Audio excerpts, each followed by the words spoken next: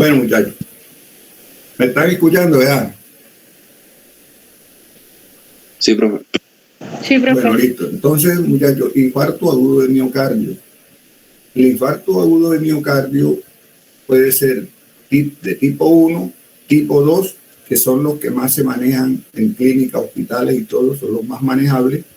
También hay tipo 3, tipo 4, que se clasifican en ABC, y tipo 5. Estos tres últimos son los más especializados, son los que ya prácticamente por allá se llevan a cirugía, para allá. Entonces, los que más tratamos farmacológicamente son el tipo 1 y el tipo 2. Son los más manejables y son los que prácticamente se presentan en un 90 y pico %. Entonces, acá ya es cuando el paciente no se ha cuidado, ya está demasiado grave, tiene necrosis en los tejidos y ya tiene prácticamente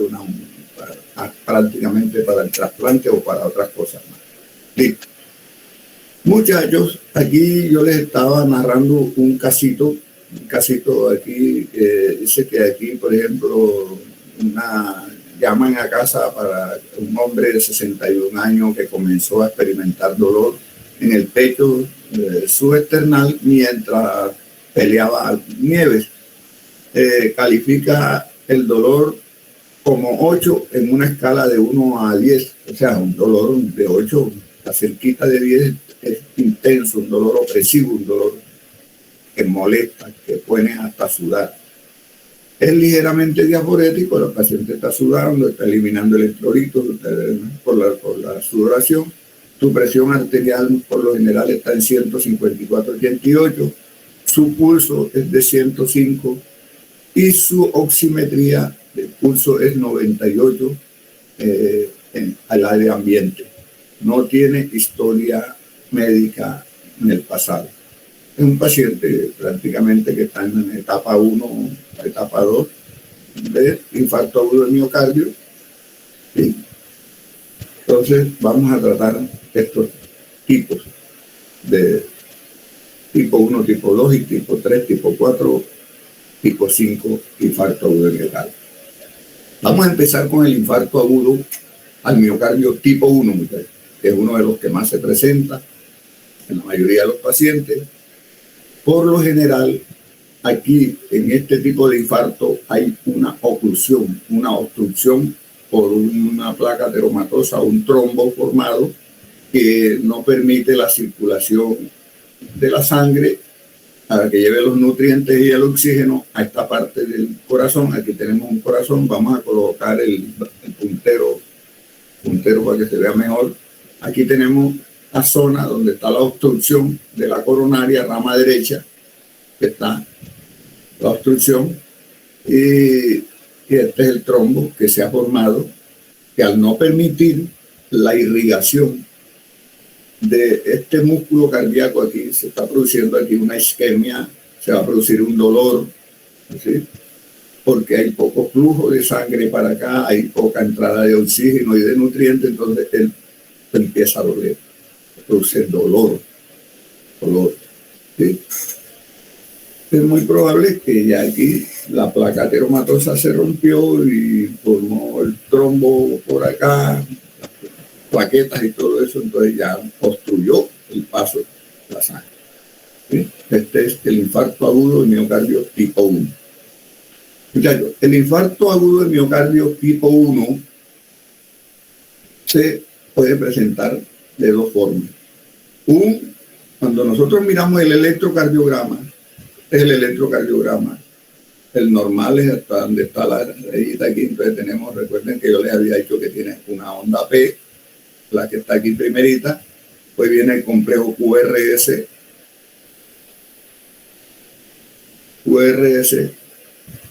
T y la onda T. ¿Sí? Ese es el electrocardiograma. Y les dije que la onda P representa la despolarización de la aurícula. El complejo QRS representa la despolarización del ventrículo y la onda T representa la repolarización del ventrículo. Eso lo habíamos visto allá las primeras diapositivas cuando iniciamos este tema.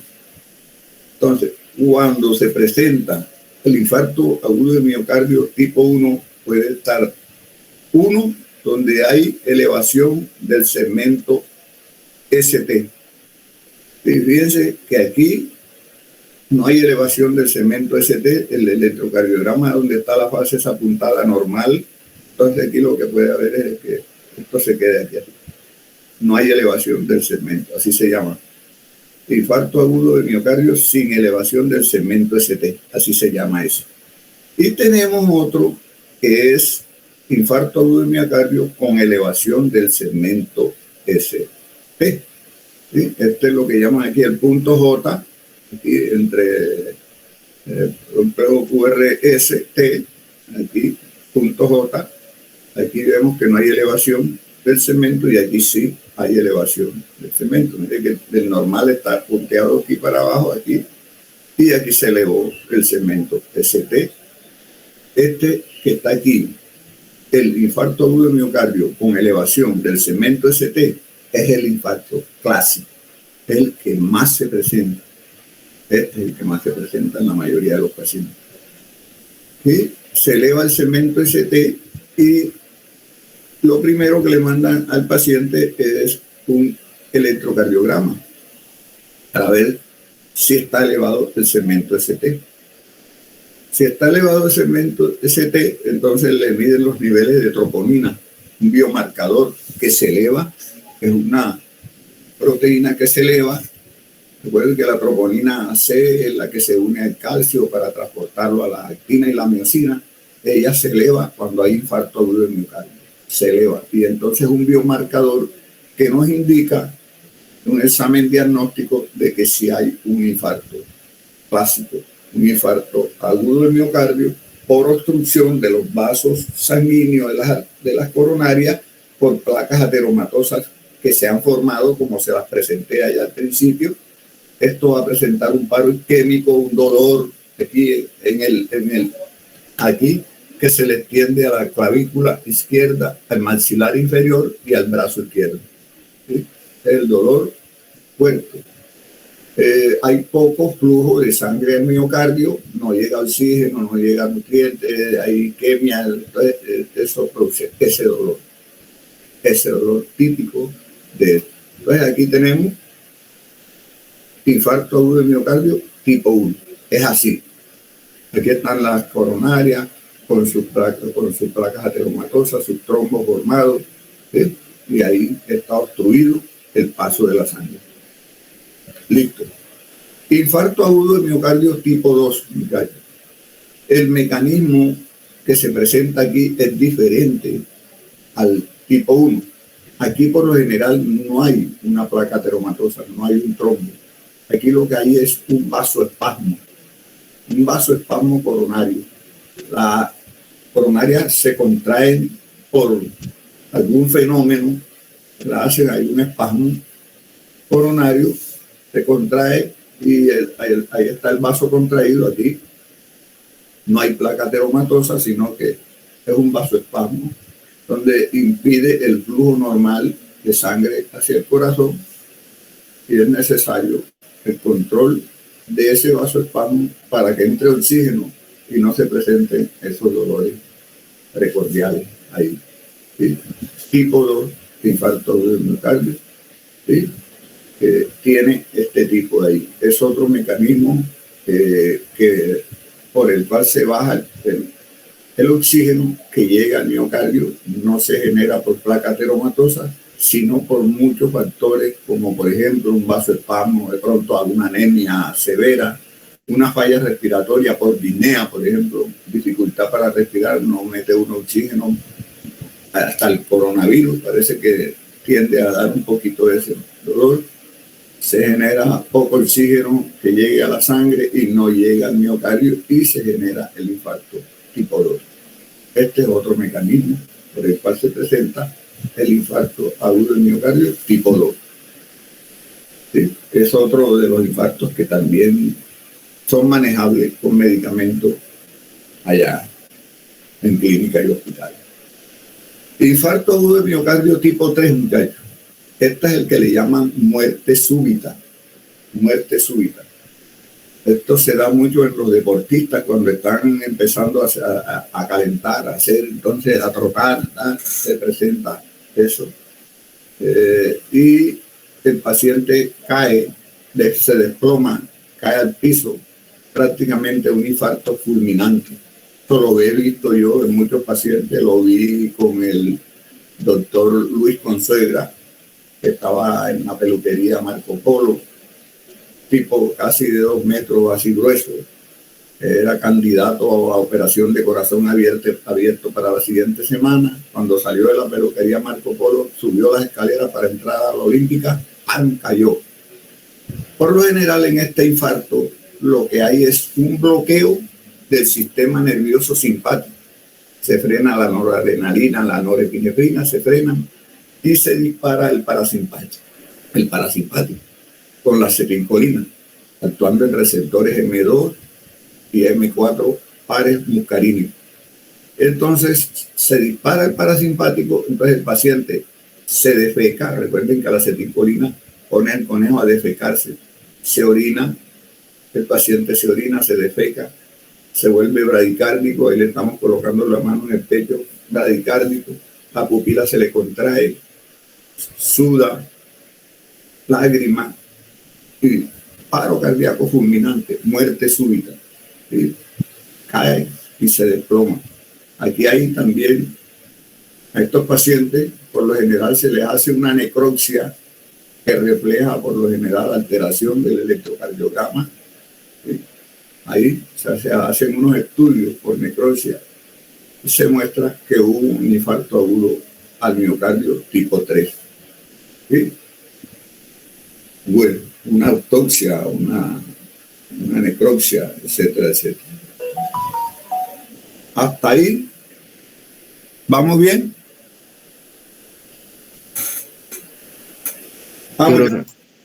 Vamos bien. Profesor, le tengo una pregunta. Sí.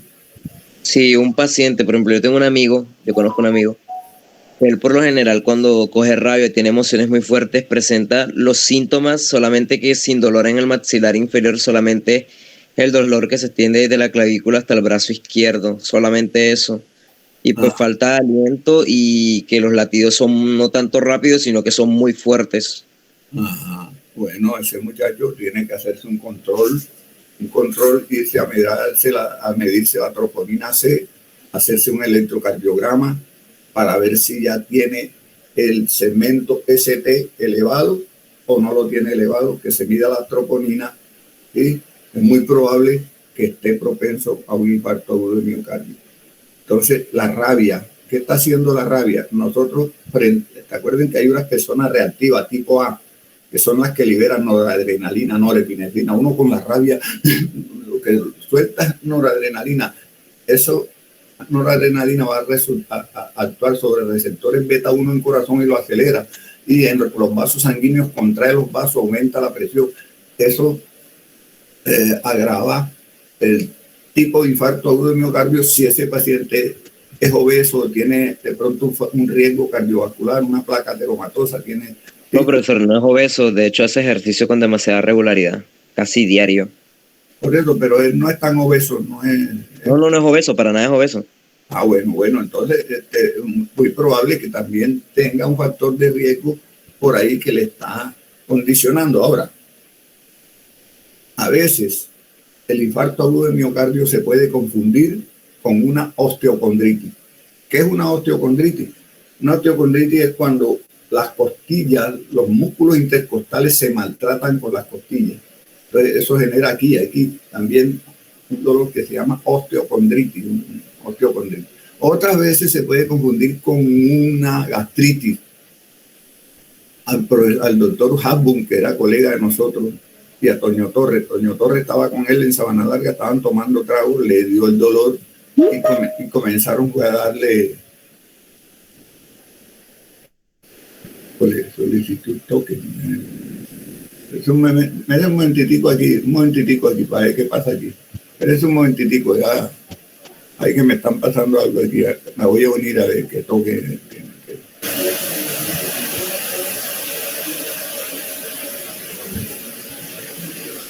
A ver qué pasa aquí, vamos a ver.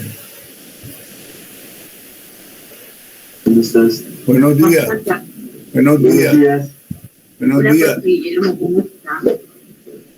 Soy Guillermo Sarmiento, pues me estoy recibiendo, estoy en clase, pero estoy recibiendo aquí que para el token.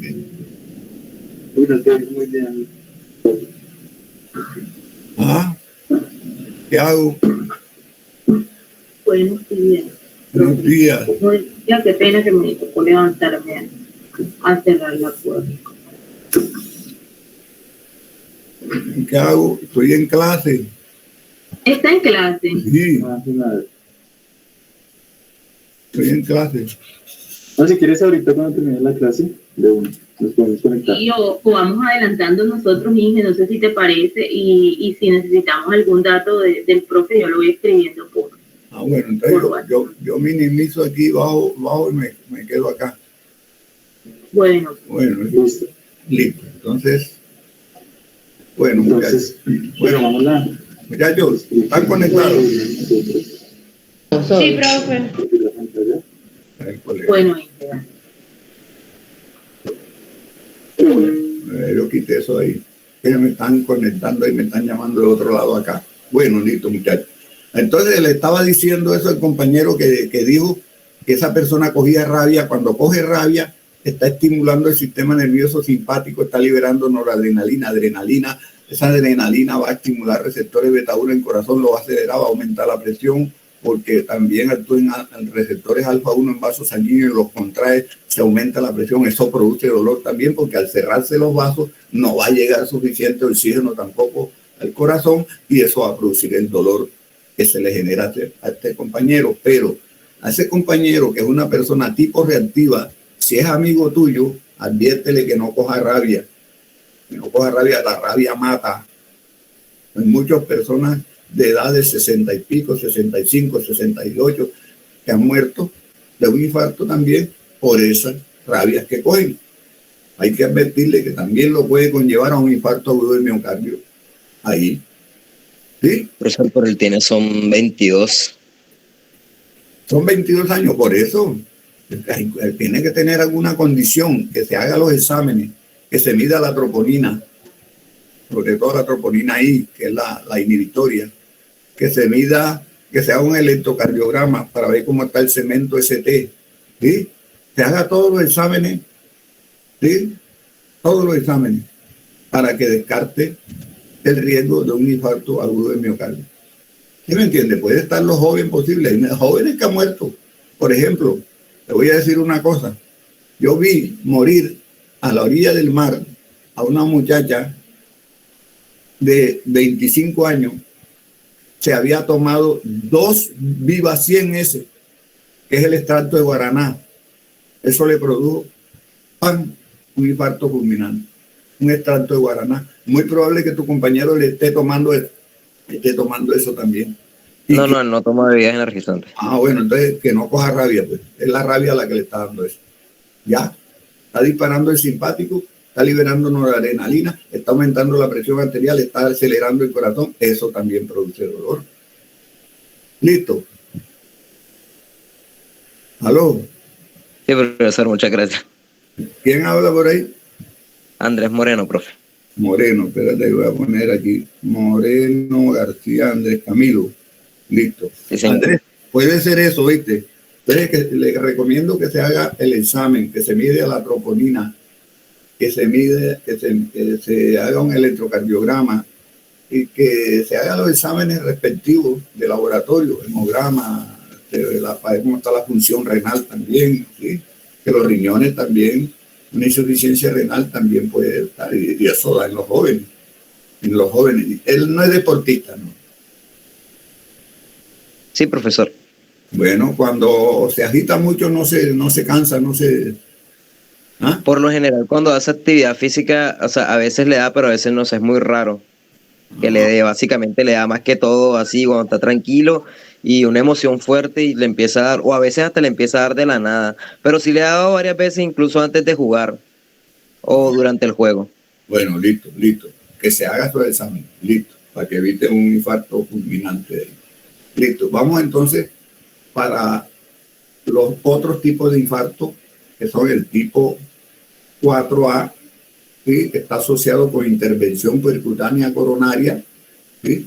Donde se va a intervenir percutáneamente una coronaria para tratar de extraer el trombo en algunos casos, por ejemplo, que a veces se puede elevar la troponina C mayor de 5 veces el percentil 99. Y hay nuevas ondas Q y hay ondas T picudas. O sea, estas ondas, vamos a devolvernos al electrocardiograma, estas ondas que están aquí, que son las ondas T, se vuelven picudas, se van hacia acá, se elevan acá, se elevan aquí en el electrocardiograma. Tu compañero que mire para ver cómo tiene la onda. Ese de él viene siendo tipo 1, tipo 2. Vamos a ver, entonces estamos aquí, este que está aquí. En este infarto tipo 4A, por lo general se presentan ondas T picudas, altísimas, ¿sí? Se eleva la troponina 5 veces, el percentil 99, y está asociado con intervención percutánea coronaria.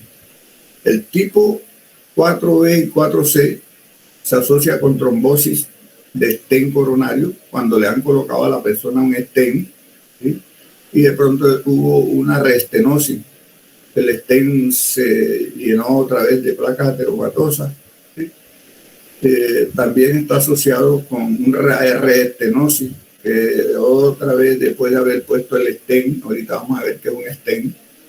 El stent a través de la formación otra vez de plaquetas, se formó el trombo plaquetario nuevamente, lo obstruyó, entonces vamos a ver que también está ahí frente a ese tipo. Tipo 5 se asocia con bypass o puente coronario, ¿sí? Bypass, ya ustedes saben qué es. El bypass es cuando se quita, por ejemplo, un trozo de una arteria, puede ser la safena o puede ser la arteria radial, le quitan una parte y entonces ese trozo se conecta y se hace un puente, se conecta con una arteria que esté buena y se conecta con la parte, se vuelan el tapón, donde está el trombo, se lo vuelan. Y eso aparte hace que lleve sangre a la parte del corazón que no está llegando, donde hay isquemia.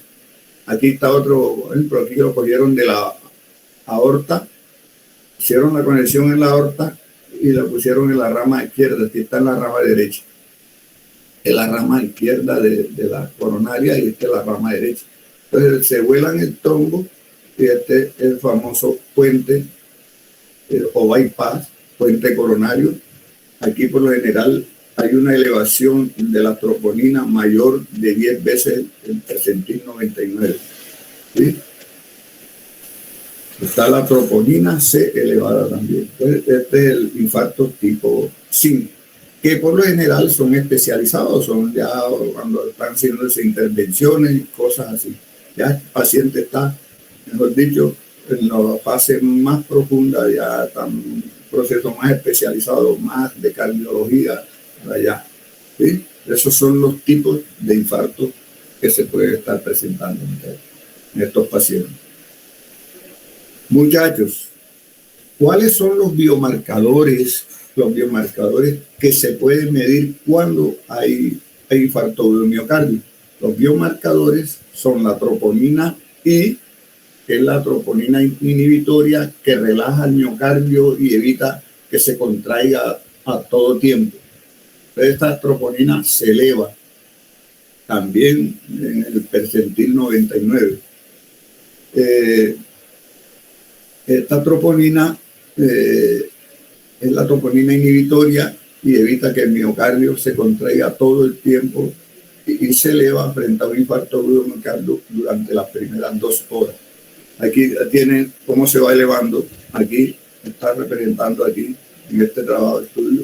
Aquí se va elevando a las 2 horas al máximo pico y posteriormente va bajando a medida que va pasando el tiempo. En urgencia va pasando. Por eso estos pacientes hay que cogerlos rápido, sacarles, traerles sangre y hacerle el estudio, porque a las 4 horas ya bajan esos niveles. Entonces, cuando es un infarto que dio ahí rápido, se le lleva a urgencia rápido, se hace antes que haya pasado las 2 horas, se le hace trabajo, se le da y se le mide a las 2 horas. ¿Sí? Si el paciente tiene un infarto crónico, por ejemplo, un infarto que le ha dado ya, esta proteína a veces se mantiene, ella se mantiene ahí, baja, pero se mantiene. Aquí está la curva, aquí ella se mantiene. Entonces se puede hacer una necropsia, se puede hacer una autopsia, ¿sí? Este es un miocardio, una injuria crónica. Entonces también se puede medir los niveles de troponina porque son muchas veces en un infarto son estables, ellas van a permanecer más bajas, pero ellas van a estar. Entonces, también ante un infarto crónico que ya tiene varios días de haberle dado al paciente, también se le puede medir. Está indicando baja, pero está indicando que hubo un infarto. Esto se hace con una necropsia, con una autopsia, etc.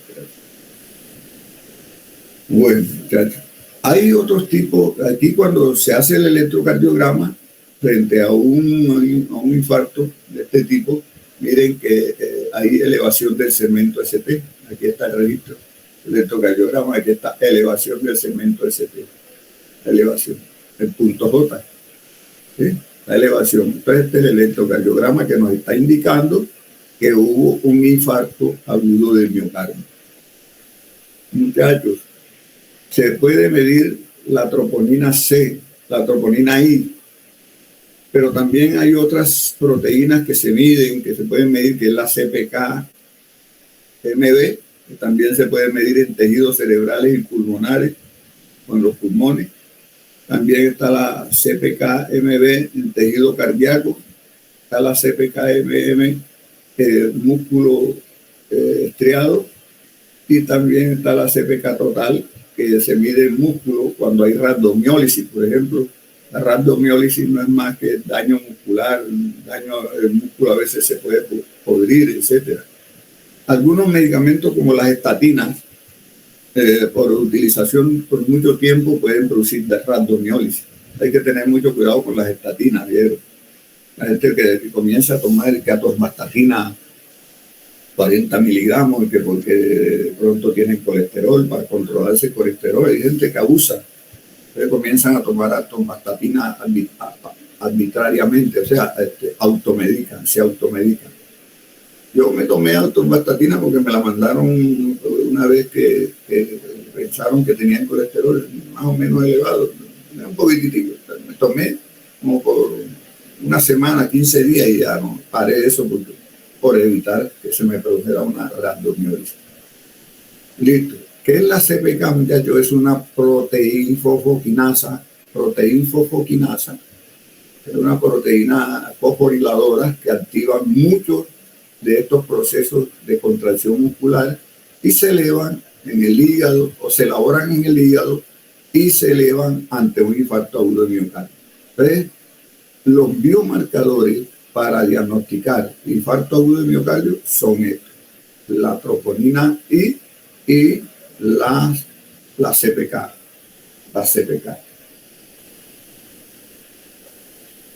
¿Estamos bien ahí? ¿Estamos bien, muchachos? Sí, profe. Sí, profe. Listo, vamos. Muchachos, vamos a la emergencia.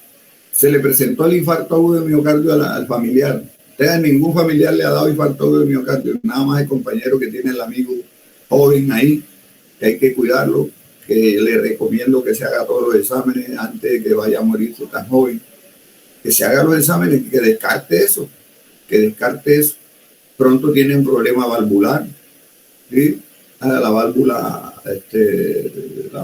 que más se afecta no es la tricúspide, ni es la aórtica, es una válvula que está entre la aurícula izquierda y el ventrículo izquierdo. ¿Sí?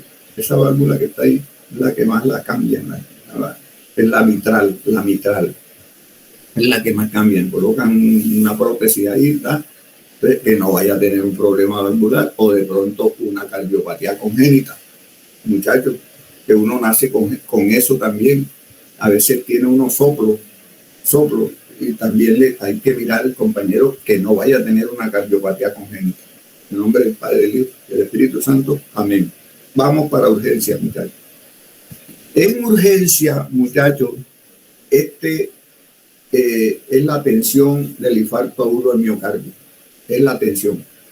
Y la atención se hace con una mnemotecnia que nos han dado para que no se les olvide nunca. Una mnemotecnia que está indicando bebé mona. Esta que está aquí. Bebé mona. ¿Qué significa bebé mona? La B significa beta bloqueador o beta bloqueantes, beta bloqueadores.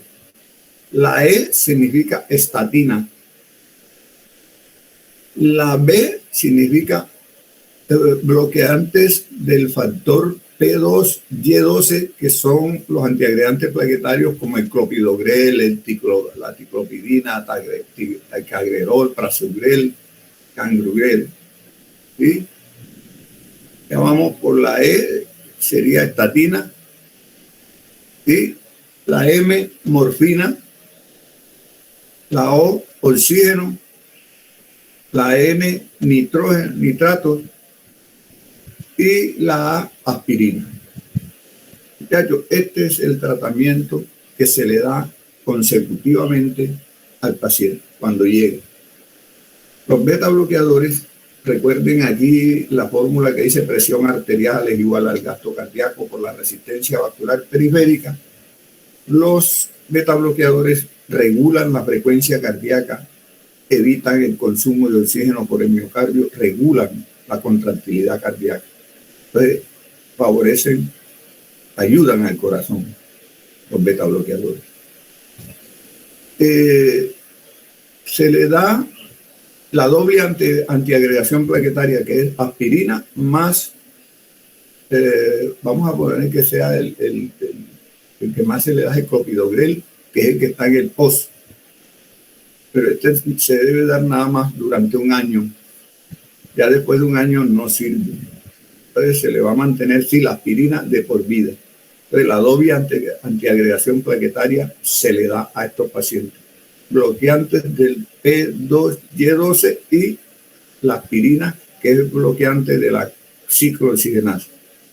Acá la cascada de la cigarretidona. Y entonces antiagregante plaquetario, entonces sería la doble. Estos ambos son por diferentes mecanismos, porque lo que hacen los bloqueantes del P2Y, del receptor P2Y12, es inhibir el adenosindifosfato para evitar que las plaquetas se peguen. Recuerden que allá al antico vieron cómo se pegaban las plaquetas. Vamos a llegar por acá arriba, para donde voy, que vimos por acá arriba, donde están las plaquetas aquí. Fíjense que las plaquetas aquí se están pegando. Aquí está el adenosindifosfato, tromboxano, la serotonina. Entonces, fíjense la plaqueta, aquí se unieron las plaquetas. ¿Por qué se unieron? Porque aquí hace esa unión, toda esta aquí donde actúa el clopidogrel, rompiendo esta unión de las plaquetas para evitar la agregación plaquetaria. Aquí va a estar el sitio donde va a venir la próxima plaqueta a pegarse, a agregarse. ¿Sí? Entonces, ahí es donde actúan esa serie de fármacos.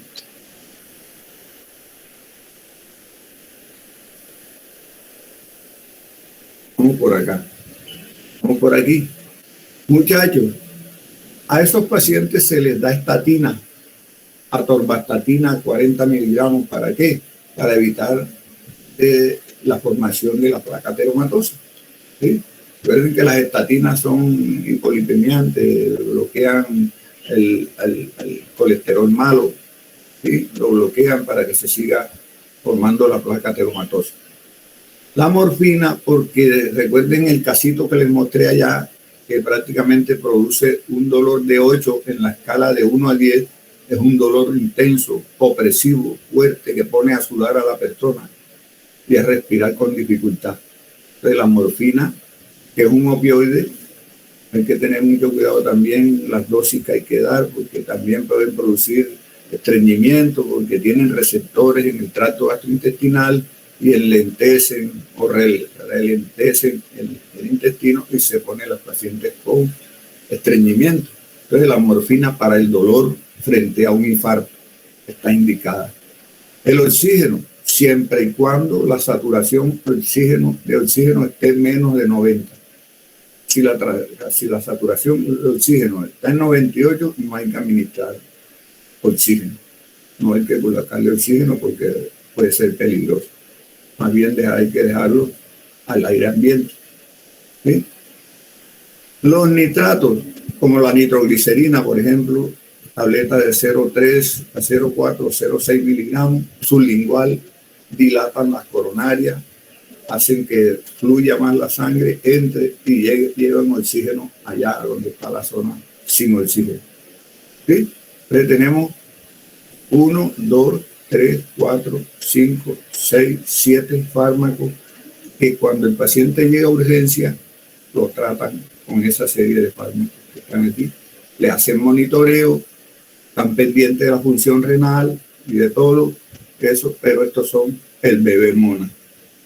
¿Ya entendieron entonces el bebé mona, muchachos? Muchachos. ¿Habían visto el bebé mona por otro lado? Sí, profe. Pero ¿habían escuchado eso del bebé mona? Profe, usted no nos comentó Por mi en parte, fármaco. ¿Ah? Usted nos hizo un comentario de esto en fármaco. Bueno, listo. Bueno, entonces ese es el tratamiento cuando el paciente llega allá, lo tratan de esa manera. Muchachos, aquí dice atención del infarto agudo al miocardio. ¿Sí? Entonces, por ejemplo, aquí está el oxígeno. El oxígeno. Se administra oxígeno solo si la saturación es menor de 90. Aquí está el oxímetro, un aparatico que se lo colocan aquí en el dedo índice y él mide cómo están los niveles de oxígeno. En este caso, este paciente lo tiene en 93. No hay necesidad de administrarle oxígeno. Si está menos de 90, sí, se le coloca oxígeno.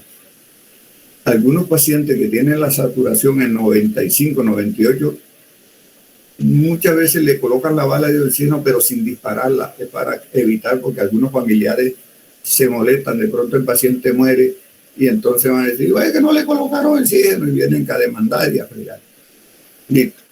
A estos pacientes se les da el analgésico intravenoso, la morfina, 1 a 5 miligramos, y que puede repetirse de 5 a 30 minutos si es necesario.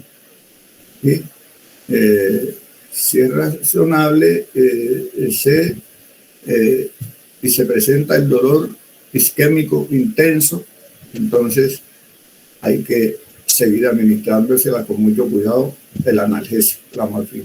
Los nitratos, la administración sublingual de nitroglicerina es muy bueno, dilata las coronarias, se da de 0,3 a 0,4 miligramos y puede repetirse en 5 minutos. 2 veces si es necesario.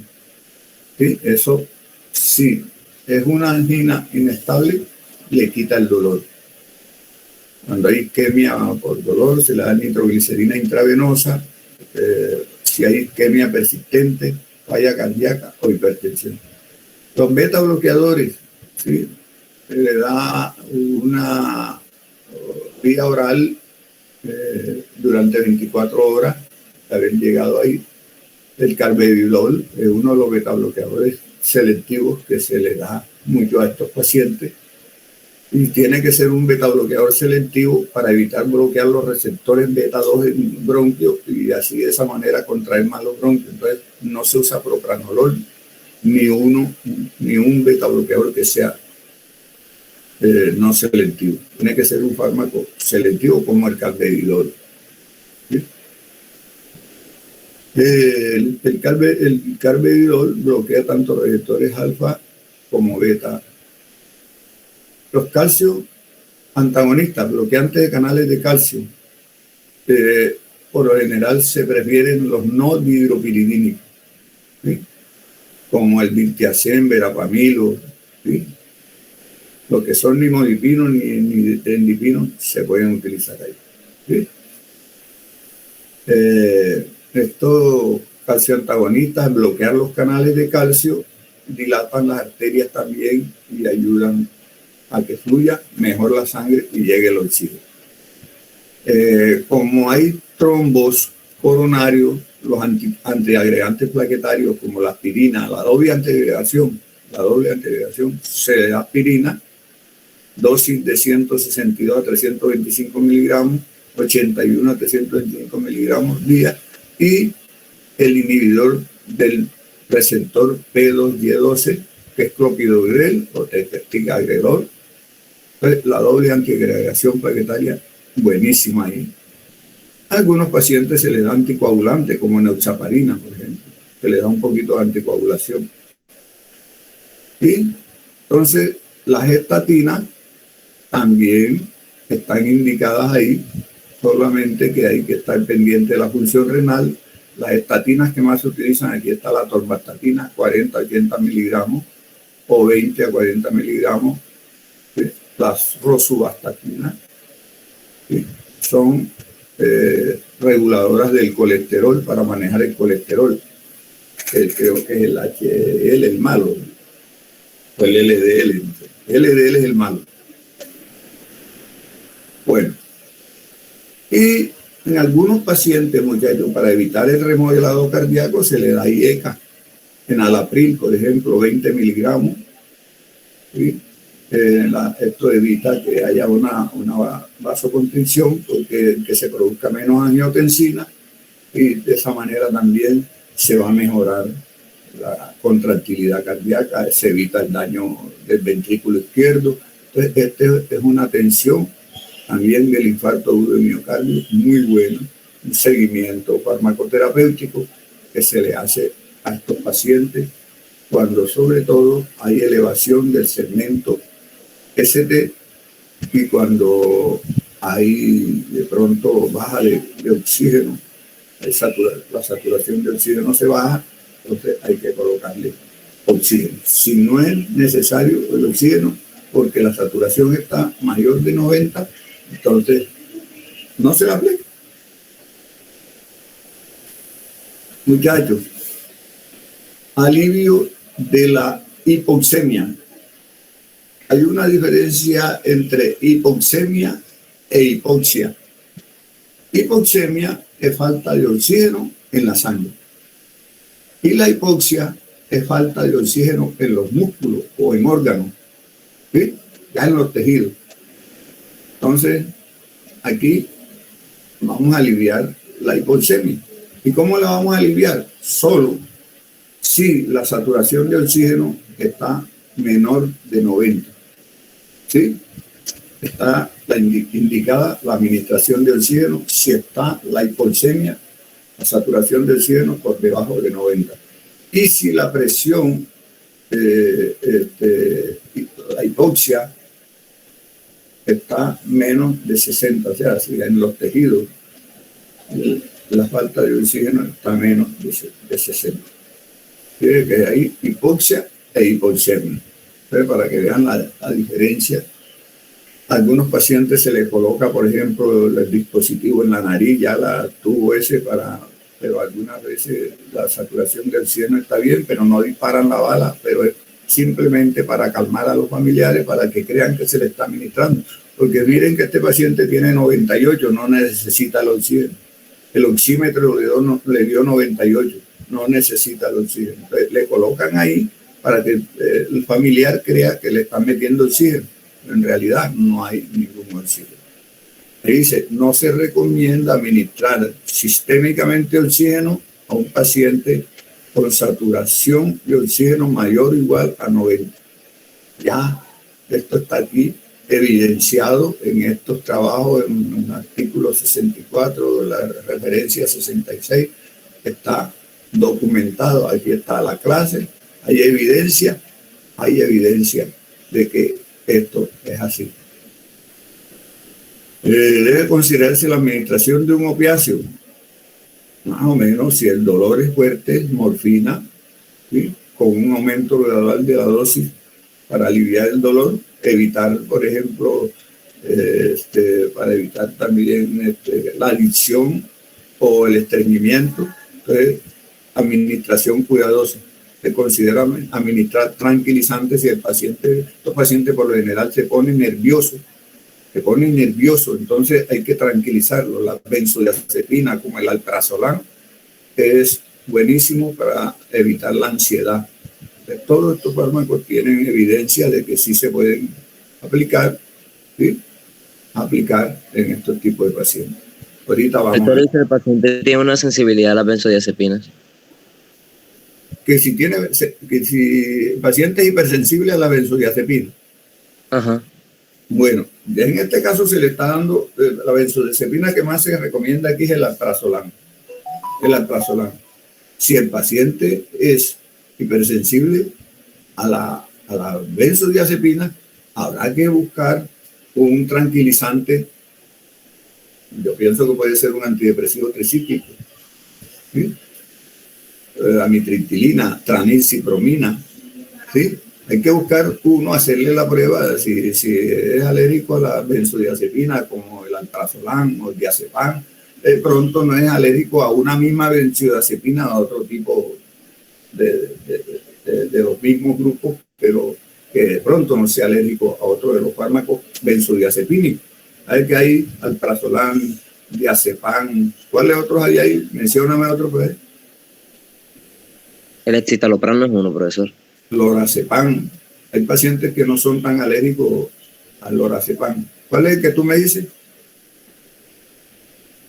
No sé, escitalopram, clonazepam. Exacto, el citalopram. Entonces, es muy probable que dentro del mismo grupo de benzodiazepina hay muchos pacientes que son alérgicos al alprazolam, pero no son alérgicos al lorazepam o a otros de ellos. Pero también podemos cambiar a otro fármaco al cual el paciente no sea alérgico. Que pobrecito, si es alérgico al alprazolam, sí estamos fregados. Estamos fregados porque, caramba, nos va a poner difícil.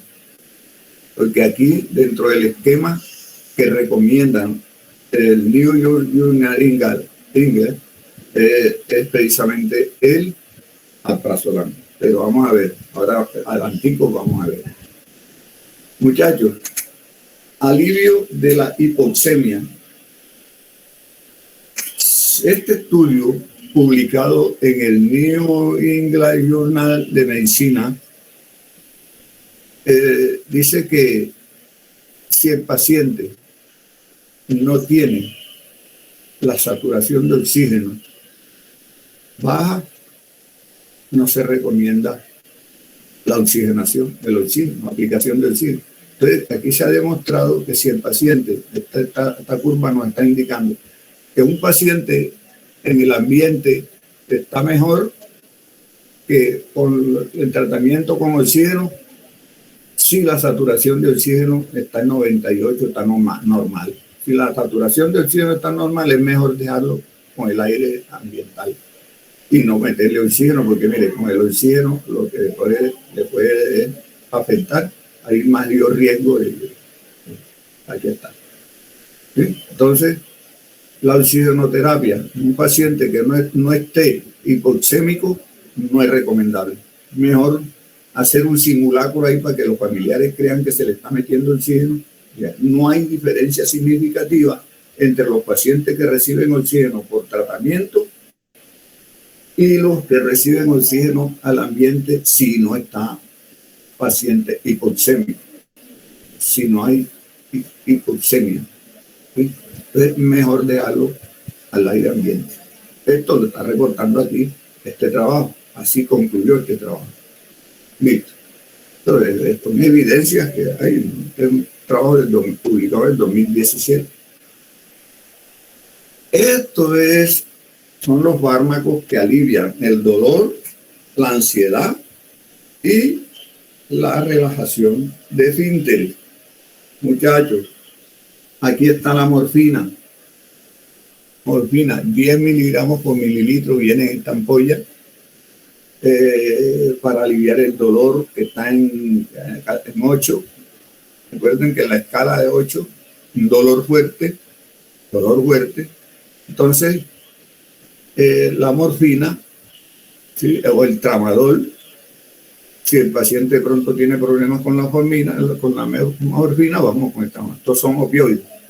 Entonces, son los recomendados para el dolor, este dolor fuerte que les da durante un infarto agudo de miocardio. Existen receptores opiáceos para la morfina en el tracto gastrointestinal y su actividad puede ralentizar el movimiento gastrointestinal y generar un estreñimiento,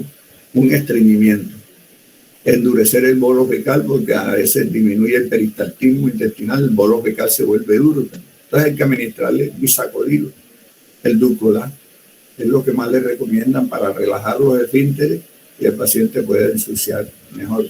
Un alivio del estreñimiento, vienen tabletas de grajea.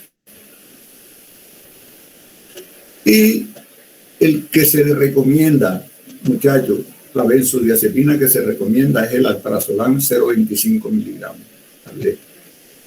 A veces se le puede dar la mitad de la pastillita, sería 0,125, 0,125.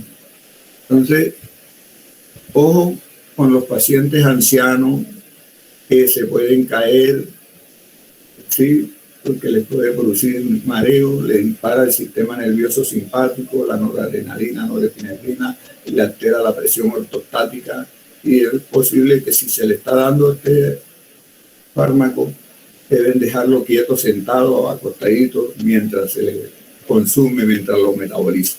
Los ancianos pueden sufrir caídas. Entonces, fíjense, muchachos, los fármacos para aliviar el dolor son estos, y para aliviar la ansiedad son estos, y para relajar los esfínteres son estos. Esto es tratamiento que más se utiliza para el control de estos fenómenos dentro de un infarto agudo de miocardio. Actualmente estamos utilizando el alprazolam, pero indistintamente se puede utilizar el diazepam, el alprazolam, el lorazepam u otro benzodiazepínico. Bueno, ¿estamos de acuerdo? Muchachos. Sí, profe. Esto es un control, esto no es de por vida, este es un control momentáneo durante el paciente está ahí hospitalizado, está ahí en urgencia. ¿Sí? Está en urgencia, no se le va a dar, no, para sacarlo de la crisis del momento. Muchachos, vienen las intervenciones coronarias percutáneas. ¿En qué consiste?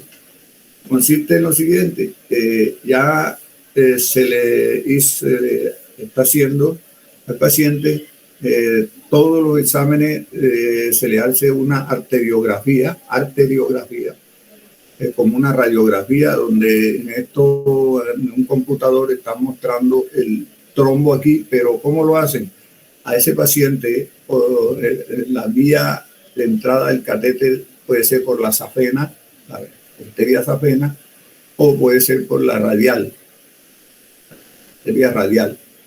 Entonces se le hace un catéter que va viajando, ese catéter se va viajando y llega a la aorta, entonces aquí a la aorta pasa y llega a la rama derecha o a la izquierda donde está el trombo. Eso van a utilizar un medio de contraste, que es un compuesto cromóforo, que tiene yodo. Hay que tener cuidado con el yodo. Nosotros como farmacéuticos no sabemos que el yodo puede generar daño renal, insuficiencia renal crónica. Entonces hay que saber qué dosis y qué tipo de medio de contraste se le debe aplicar a este paciente para evitar eso. Entonces, ese medio de contraste viene el solvente, un frasquito, y el medio de contraste en otro frasquito. ¿Sí? Esos frasquitos ahorita vamos a ver cómo se conectan con un dispositivo. El dispositivo son como un doble pack donde se mete aquí y mete acá, y se conectan los dos. Ahora vamos a ver y se hace la mezcla. Eso se administra en medio de contraste intravenosamente, medio de contraste, y ese medio de contraste va a iluminar acá. Eso se va a ver en el computador iluminado, esto como una arteriografía, donde demuestra que la arteria tiene la lesión aquí está, aquí se ve clarito donde está la obstrucción. Esto puede ser un vasoespasmo o puede ser un trombo que hay ahí, una placa ateromasosa que está ahí. ¿Sí? Y ese es un examen que se le hace un procedimiento invasivo para tratar de eliminar el trombo. Posteriormente se le puede hacer, pero en este caso estamos mirando la arteriografía que se hace con medio de contraste, que por lo general hay que evitar porque son nefropáticos, pueden dañar el riñón o pueden producir estrés oxidativo, ¿sí? Y entonces hay que tener mucho cuidado al hacer esta intervención, ¿sí?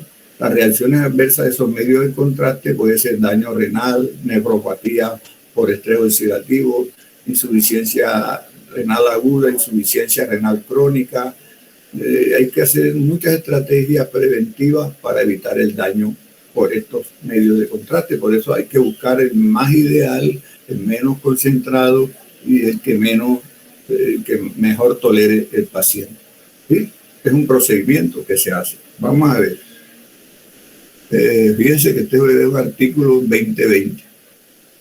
Aquí, para la prevención del daño renal agudo por medio de contraste, el farmacéutico, nosotros debemos estar pendientes como farmacéuticos.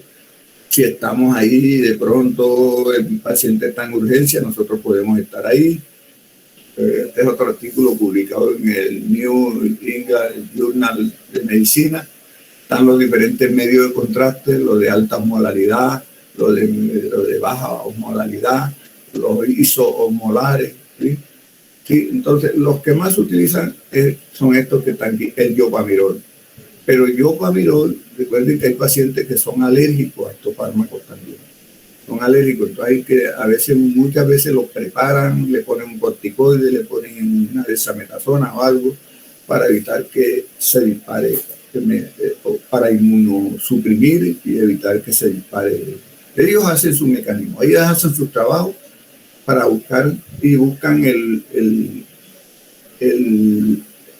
de baja osmolaridad, que es el mejor, porque el de alta osmolaridad es peligroso. Entonces buscan uno que tenga, aquí están las diferentes concentraciones. Este tiene unas concentraciones de 200 a 370 miligramos por mililitro. ¿Sí? Entonces, prácticamente este es el que más hemos visto que trabajan como medio de contraste para iluminar, para reflejar. Los medios de contraste son para cuando la máquina ilumina, refleja, salga y se refleje y se vea la imagen ahí. ¿Cuánto hay que administrar? 3 mililitros por kilogramo por hora. Entonces aquí quiero hacer el cálculo con uno de los muchachos que están aquí. ¿Quién me da su peso por ahí, su peso corporal? ¿Quién me lo da? 69, profe. 69 tienes tú. Por 3, tú necesitas 207 mililitros, 300 mililitros. Estamos multiplicando 3 mililitros por kilo. Si tú vas a durar todo el día ahí, entonces vamos a multiplicarte por 24. Necesitas 4.968 mililitros por día. Ahora, por lo general, estos medios de contraste se aplican, muchachos, un día antes de hacerse el examen, para que cuando ya llegue el examen, ya hacerle el trabajo, refleje con más facilidad. Por lo general, a unas personas que van a hacerle, por ejemplo, una radiografía de colon, le mandan ¿cómo es que se llama? El aceite ricino, para que expulse, salga todas las heces fecales que están y quede el intestino limpiecito, y le dan el medio de contraste vía oral, para que refleje, y entonces la radiografía y se ve mejor la imagen para detectar qué problema puede tener en el órgano que le van a examinar. Listo. Eso es aquí. Muchachos, otro tratamiento que se le hace a estos pacientes cuando ya hay placas ateromatosas es la angioplastia más stent. ¿Qué es lo que significa angioplastia? Angioplastia es vaso. Angio es vaso y plastia, aplastar. O sea, ¿qué es lo que se hace? Se introduce por las mismas vías que vieron anteriormente, la vena safena o o la radial, se le mete la arteria y se le va metiendo el catete aquí, por el vaso, se le va metiendo que llegue allá a la aorta, pasa a la coronaria, que la coronaria, aquí está la placa ateromatosa. Cuando llega ese catéter a la placa ateromatosa, pita. Hay una señal, pita. Y entonces ahí para de entrar esto y comienzan con una bombita que tiene eso, inflan. Eso lleva una mallita aquí cerrada. Ya vieron que la mallita está cerrada. Y después cuando la inflan va abriendo y abre totalmente. Esa mallita va impregnada también con fármacos angiogénicos, fármacos que no permiten que se formen nuevos vasos, que son peligrosos porque se pueden romper y no sé qué. Entonces, y van con fármacos antiagregantes plaquetarios pegados para que no se vaya a formar otra vez el trombo tan fácil ahí. Le colocan, lo que hicieron al inflar fue aplastar la placa y aumentar el calibre del vaso. Entonces la sangre ya aquí puede pasar más fácil. ¿Sí? Hay un fenómeno que se llama reestenosis, donde de pronto quede por ahí una plaqueta y otra vez comienza a formarse el tapón plaquetario, entonces otra vez se forma el trombo, entonces otra vez se tapa. Aquí se está mostrando que hubo un taponamiento, entonces hubo una reestenosis, ¿sí? Donde había otra vez que hacer el tratado y hacer otra vez. ¿Sí? Entonces, esto de pronto, ustedes han tenido un familiar que le han colocado un stent. ¿Sí? No tienen familiar que le han colocado stent.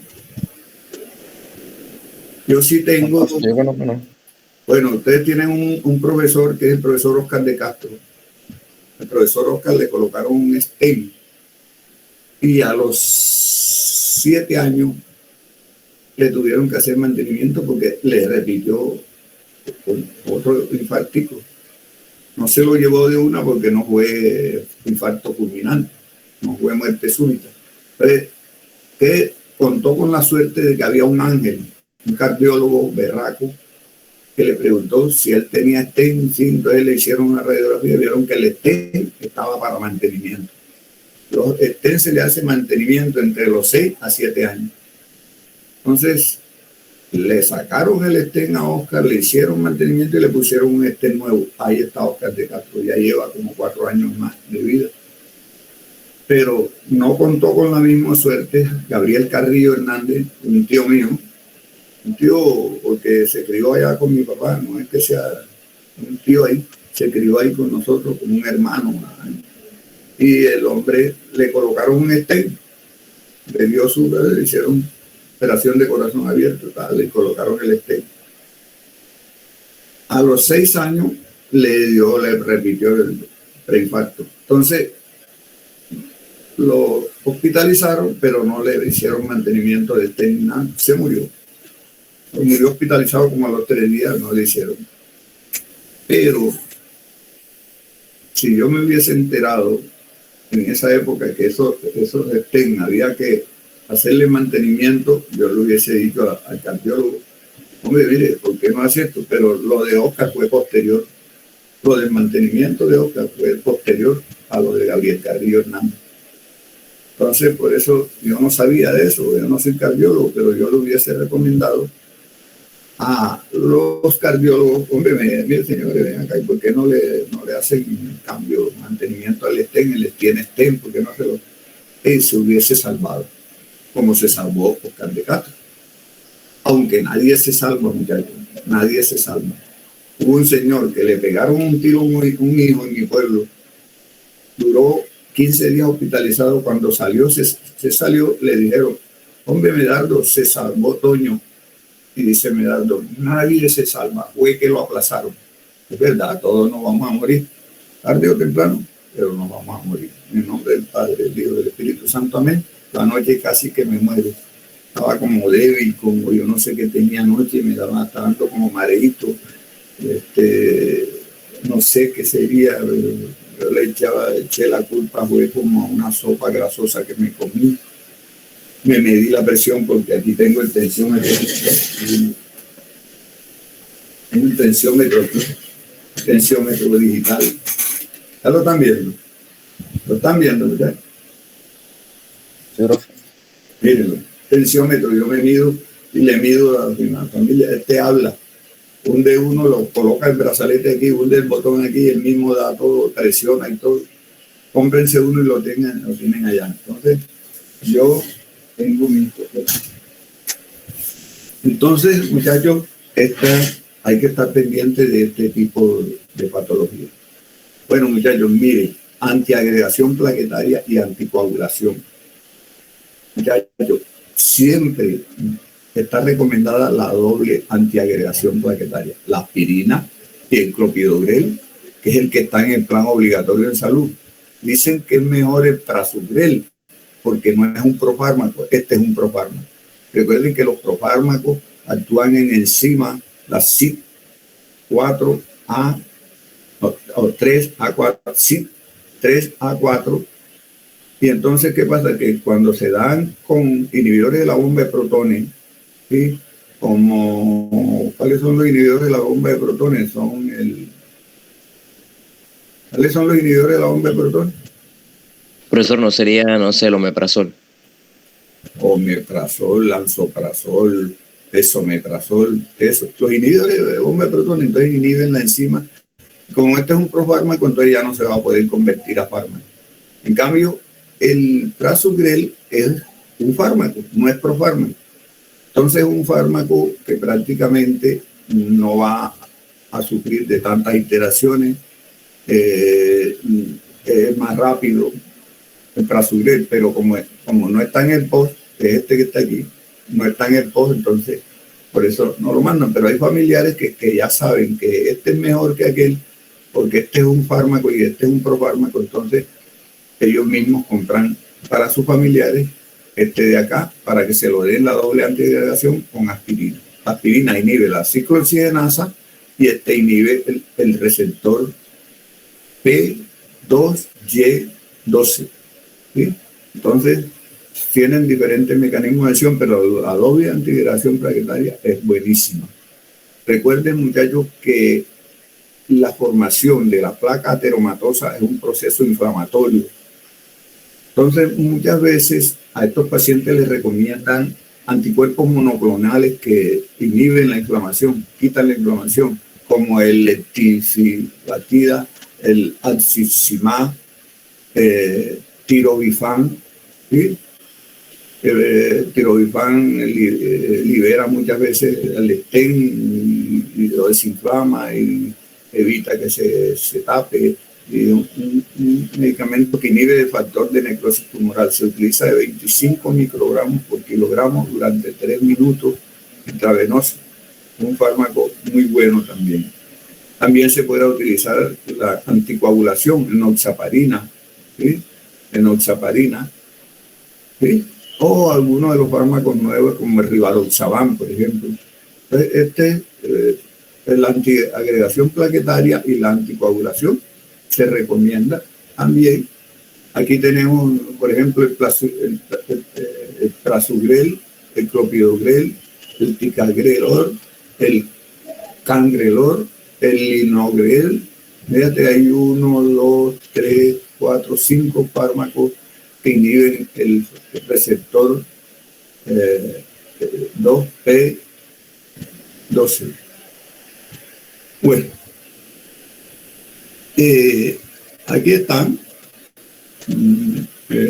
estos, el uso por vía oral, intravenoso, ¿sí? Aquí están el tiempo que se debe dar, que es 1 año. Ya está prácticamente comprobado de que después de 1 año estos fármacos ya no sirven, ya se queda solo actuando la aspirina y estos ya no sirven. Listo. Esos son los fármacos utilizados ahí. Muchachos, aquí un estudio publicado en el New England Journal de Medicina. La antiagregación plaquetaria y la anticoagulación. ¿Sí? Aquí mostraron un paciente con placebo, el cual el riesgo de muerte súbita, el riesgo cardiovascular es mayor que cuando se le administraba los fármacos antiagregantes plaquetarios tipo ticagrelor, reduce el riesgo cardiovascular. Fíjense que acá está en 9.04 y aquí está en 7. O sea, a las dosis que se dio ahí, vieron que estos fármacos disminuyen el riesgo cardiovascular. Los inhibidores del receptor P2Y12. Listo. Esos fármacos son buenísimos. Son buenísimos. Muchachos, aquí hay 2 trabajos también publicados en el New England Journal de Medicina. Uno que se hizo por un mes, 30 días, aquí. Y este se hizo durante un año. Está. 2 trabajos, 30 días y un año. ¿Sí? Donde se dice que la aspiración del trombo no reduce la mortalidad. Pero recuerden que este es un proceso inmune, un proceso inflamatorio que hay que desinflamar, donde muchas veces hay que utilizar el etanercept o el axicimab como anticuerpos monoclonales y hay que utilizar los antiagregantes plaquetarios también. Entonces, muchachos, la aspiración del trombo, recuerdan que la placa ateromatosa se forma en un momento en que se rompe como si fuera un nacido y sale plaqueta y sale y forman el trombo. Pero si nosotros quitamos y chupamos el trombo, otra vez la plaqueta como está inflamada, sale otra vez y forma ahí. O sea, como si fuera un volcán que está botando en lava. Ya como el nacido que los primeros tiene poco de pus, es decir, lo mismo está estas placas ateromatosas. Entonces, la aspiración del trombo no reduce la mortalidad del paciente con infarto agudo del miocardio. Entonces, la aspiración del trombo lo que hace es producir algunos traumas y aumentar más el segmento ST en el infarto agudo del miocardio. Entonces, no está comprobado, ya está comprobado que la aspiración del trombo no es lo ideal. Listo. Aquí hay la perfusión, la reperfusión. Otro trabajo que se le hace a las coronarias, una intervención coronaria percutánea, pero que se debe hacer dentro de los primeros 190 minutos, ¿sí? Para tratar de aplicarle y tratar de que ese trombo se deje de formar, aplicando todos los tratamientos que vimos allá, antiagregantes plaquetarios, los metabloqueadores, las estatinas, administrar todo eso seguidamente.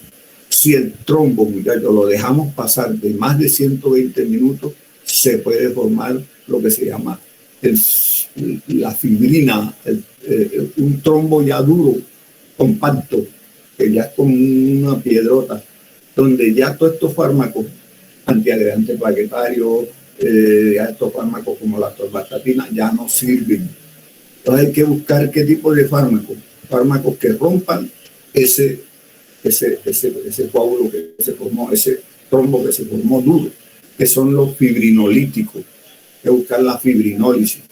¿Qué se busca en la fibrinólisis? Se buscan fármacos como la alteplasa, la estreptoquinasa, ¿sí? Fármacos que rompen el trombo, lo destruyen. ¿Sí? Cuando ya se formó un trombo que está muy duro, ¿sí? Muy duro. ¿Sí? Bueno, entonces vamos a ver acá cómo se hace. Fibrinólisis. Aquí está el trombo que se está formando. ¿Sí? Ya se unió todos los componentes de la coagulación, los glóbulos rojos, los glóbulos blancos, calcio, todo. Esto se va calcificando, se va poniendo duro. Se formó aquí la placa, aquí se ve en la angiografía, la arteriografía. Ahí está el trombo, ahí está el trombo. Y ya aquí, después de la fibrinólisis, de utilizar tenecteplasa, streptoquinasa, ya se disolvió y miren el corazón cómo se compuso, ya no se ve por aquí esta obstrucción que está acá en la geografía. Ya aquí no hay trombo, se limpió esa arteria. ¿Sí? Y entonces aquí se rompió el coágulo que se formó y con mucho cuidado porque aquí se puede presentar un sangrado. Hay que saber administrar el fibrinolítico. Hay que saber administrarlo porque te puede presentar una hemorragia cerebral o puede presentarse otra cosa. Entonces, hay personas expertas para aplicar a las dosis adecuadas y todo. Los agentes fibrinolíticos, muchachos, ya les dije, la estreptoquinasa, el alteplasa, el reteplasa, la teneteplasa, ¿sí? Son una serie de fármacos que son fibrinolíticos. Las dosis de streptoquinasa son de 1.5 millones de unidades en 30, 60 minutos intravenosos. ¿Cómo se prepara? Viene el liofilizado con el solvente. Como viene la penicilina necesita el agua y viene la penicilina liofilizada. Entonces, este dispositivo que está aquí conecta los dos frascos. Aquí ya se le mete esta punta a este frasco y esta punta a este otro frasco. Se agita, se voltea, el solvente va a pasar de aquí para acá, para donde está el agita uno, y ahí queda preparada el agua estéril para la preparación del inyectable. Ya está la alteplasa o la altilasa o la streptoquinasa reconstituida para administrar intravenosamente. Ojo, mucho cuidado, porque se puede presentar lo que les dije, una hemorragia, un sangrado, ¿sí? Y entonces hay que tener mucho cuidado con esto. Después de que se hace la aplicación de los fibrinolíticos, muchachos, se continúa con la doble antiagregación plaquetaria, con la aspirina, ácido acetilsalicílico, dosis de 150 a 300 miligramos oral, seguida de la administración de 75 a 250 intravenosos, y el clopidogrel, que es el inhibidor del factor del receptor 2P y E12. Entonces, estas son la doble antiagregación. Algunos pacientes requieren de anticoagulación, enoxaparina, ¿sí? 30 miligramos, ¿sí? Intravenoso. Algunos pacientes requieren de la administración por infusión repetida de pronto fondaparinina. Son alérgicos a entonces pasa que está aquí. Puede ser solo o con streptoquinasa. ¿Sí? Entonces, estos son los tratamientos para la fibrinolisis, para romper el trombo cuando ya ha pasado mucho tiempo y hay que destruirlo. Entonces se sigue este tratamiento. Hasta ahí han entendido, muchachos. ¿Han entendido hasta ahí? Sí, profe, una pregunta. ¿A cuánto tiempo se administran estos fibrinolíticos? Esto es durante la hospitalización, durante el paciente está ahí y se aplican con un sumo cuidado. Cuando ya se rompe el trombo, entonces se hace el examen, ponte 90 minutos, 120 minutos, 2 horas.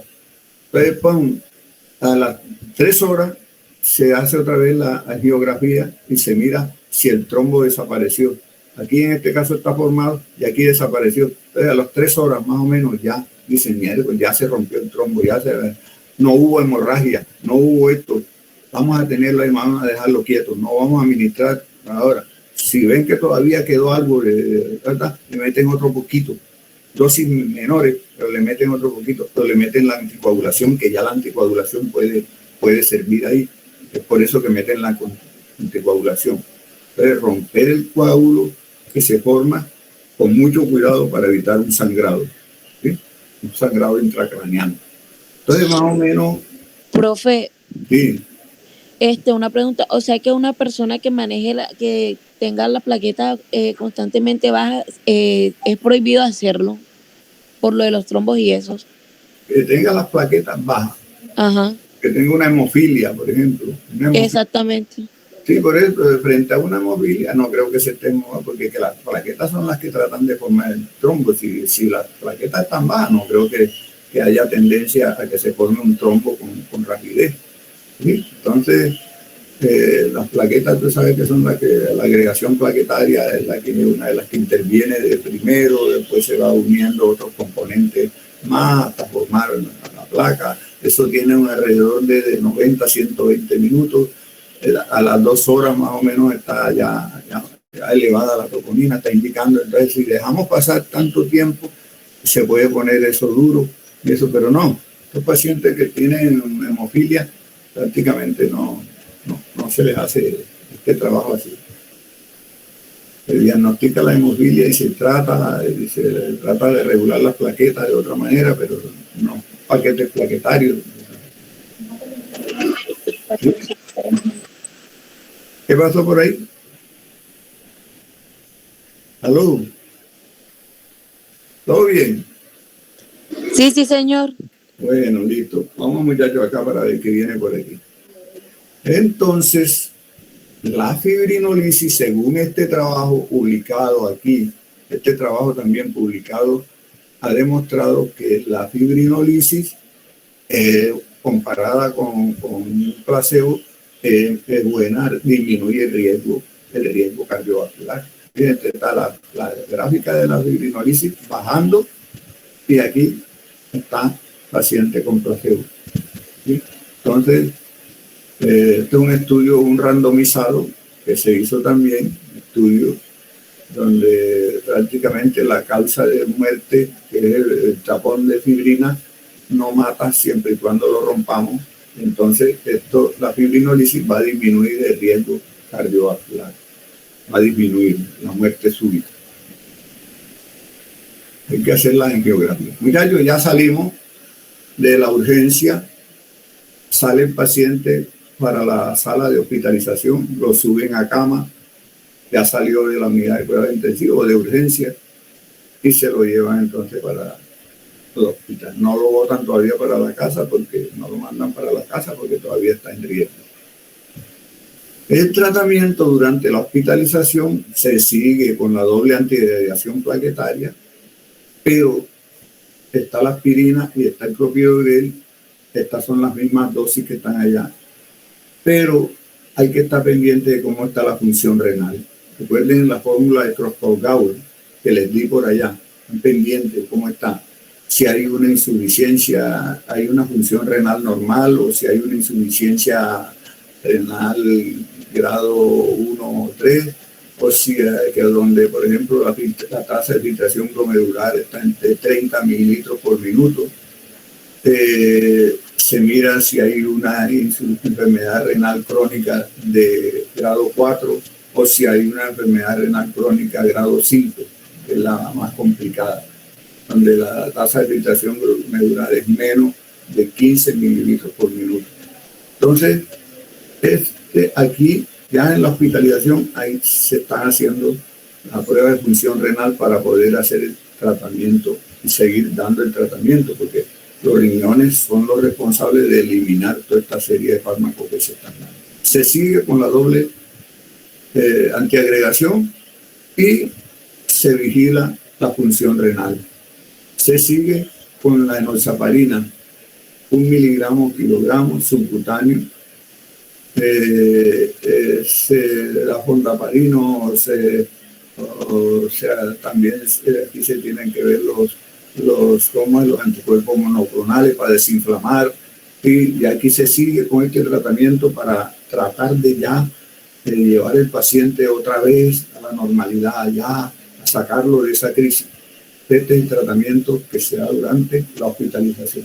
La doble antiagregación plaquetaria, los anticoagulantes, los anticuerpos monoclonales para disminuir la inflamación, para disminuir el daño cardiovascular, y de esa manera el paciente va mejorando cada día más. Claro, lógicamente, que un paciente que ya le dio un infarto, ya salió prácticamente, todavía está hospitalizado, hay que seguirle los tratamientos a largo plazo, reducción de peso, mantenimiento del peso, el índice de masa corporal entre 18.5 y 24.9 kilogramos metro cuadrado. Si nosotros bajamos 10 kilos, podemos bajar 20 milímetros de mercurio y se reduce el peso. Si hacemos ejercicio aeróbico, ya este paciente que no toleraba el ejercicio ya lo puede tolerar, ¿sí? Ya camina más rápido, 30 minutos por día o 150 minutos por semana, todos los días, de 4 a 9 milímetros de mercurio bajaría. Moderar el consumo de alcohol, ojo, es mejor no tomar más alcohol, ya suspender eso, no más de 2 botellas. Si quieren tomar, pueden seguir tomando. Ojalá whisky, hay un whisky muy especial que lo dan las personas que son bebedoras, un whisky que quema grasa, que hace, ¿sí? Tratamiento a largo plazo, por ejemplo, aquí está el ejercicio, caminar menos de 4 a 7 kilómetros por hora, trabajo doméstico ligero, moderado, caminar con energía. Aquí se va intensificando, ahí se va haciendo una pirámide donde el ejercicio va siendo gradual, va leve, moderado, intenso, va aumentando hasta que ya el paciente vaya saliendo de esa crisis. Las comidas, las dietas, como la DAS, que es una dieta rica en frutas, vegetales, carne de pescado, ojalá sin tanta grasa, magra, más bien de aves, de pescado, dulce, bajarle el volumen al azúcar, ¿sí? Limitar un poquito la ingesta de alcohol, los aceites, ojalá omega 3, ¿sí?